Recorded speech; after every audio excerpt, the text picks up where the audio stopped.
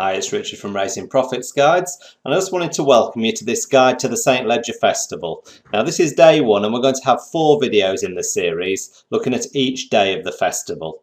We're just coming up onto the festival now in September up at Doncaster, and we thought it'd be useful to have a video looking at each day and the main races each day. We'll look at the stats and the trends for each of the races and hopefully help you find a few more winners along the way.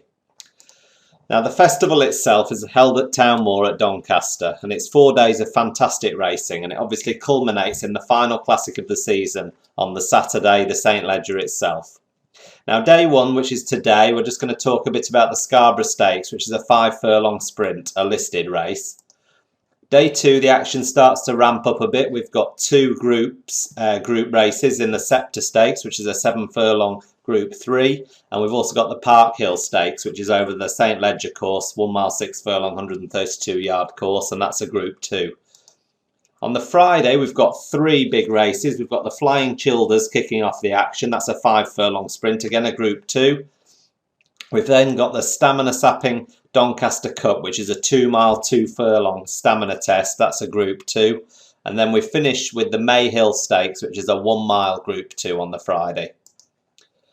Then on to the Saturday, on to St Leger Day itself, we've got the Champagne Stakes, which is a 7 furlong Group 2. We've got the Park Stakes, which again is a 7 furlong Group 2. And then the main event, the St Leger Stakes itself, which is obviously a Group 1 over 1 mile 6, 132 yards, so just under 1 mile 7 furlongs.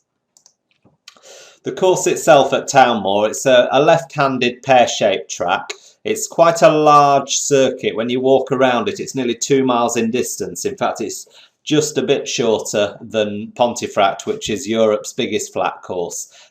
So to have 2 courses as near to each other as Doncaster and Pontefract, it's quite unusual. But it is a big long course, just under 2 miles in distance, and also obviously used in the winter for National Hunt Jumps racing as well.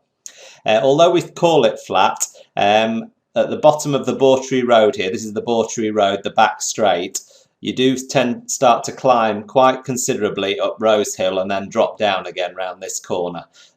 So it's fairly flat, and the undulation's a long way from the finish line, so it doesn't really affect the race as much. However, it's something to bear in mind that there is quite a climb up at the end here before the horses drop down and then start turning left-handed all the way round into the home straight.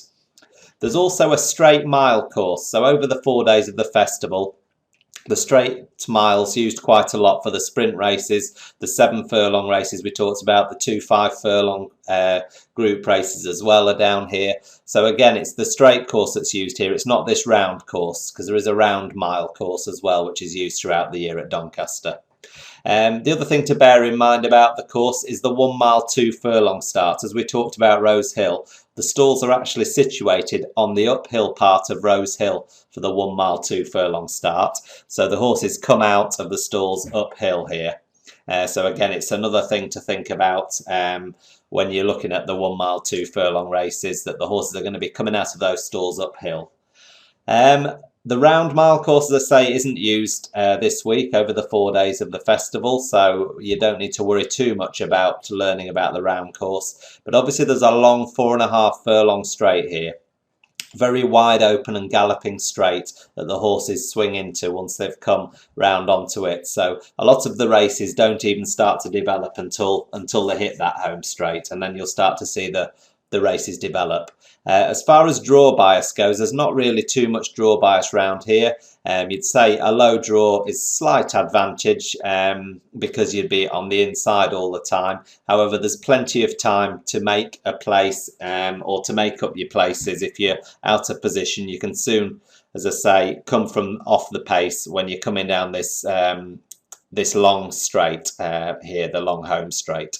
The other thing to think about as well is the sprint races. Now the bias, there is a bit more bias here. It's favoured to be on this stands rail. So look at how the stalls are set out, and you want to have horses drawn along this stands rail because it's a real advantage on the 5, 6 and 7 furlong races. Okay, so that's something to think about with the course and Moor itself. Let's go on to Scarborough Stakes then, the listed race on day 1 on the Wednesday. It's for 2-year-olds and over. And there's some fascinating trends for this race from over the past few years to consider when you're looking at the horses and analysing the field. The first thing is favourites, that only 2 favourites have won this race in the past 11 years, so it's not a favourites race really. And again, being a 5 furlong sprint with a lot of top quality horses in it, you can probably understand why there's only been 2 favourites won in that time. Form. 11 of the past 11 winners had already won over 5 or 6 furlongs. So again, it's important that you've got winning form in your selection for this race. The odds as well. Concentrate and focus your efforts on the top of the market. Over the past 11 years, there's only 2 winners, as you'll see in the next slide when we look at the winners for the past 11 years. There's only 2 of them have been larger than 8 to 1 in odds. So again, focus on the top of the market. The top 5 or 6 horses in the market is where your attention should be focused in this race.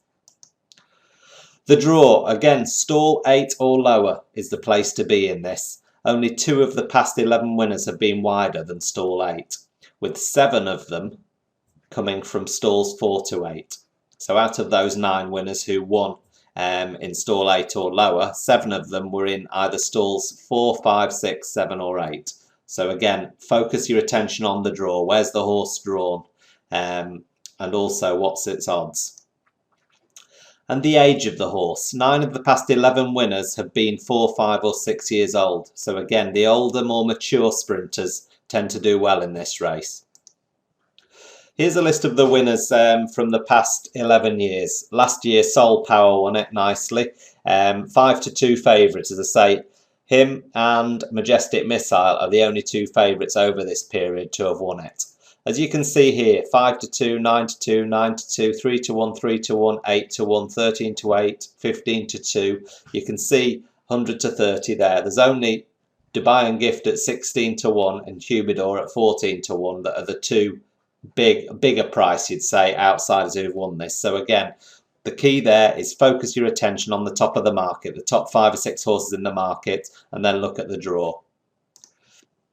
What other factors do we take into account? Well, obviously jockeys are vital here. Frankie has actually won the race 3 times and Jamie Spencer's won it twice. So 5 times between them in the last 11 years. So again, what horses are they riding in the race? Richard Hannon's the main trainer to look at in this race. He's won the race twice over the past 11 years. The other thing is course form. 6 out of the past 11 winners had already run at Doncaster. So again, look back through your horse's form, your selections form, and if it's run at Doncaster, it's a tick in the right box. Okay, just remember to head over to doncasterracecourse.tips.co.uk on the day of the race, on the day of the Scarborough, and we'll have our race analysis up there free of charge for you, so you can have a good look at that, and hopefully it'll help identify the winner of this year's race for you. Okay, I hope you enjoyed that video. We'll be back tomorrow when we'll look at the main races on the Thursday at Doncaster on the festival. And if there's any questions or anything you want to know, then simply send us an email on support@racingprofitsguides.com and we'll be happy to help. All right, take care, and I'll talk to you soon.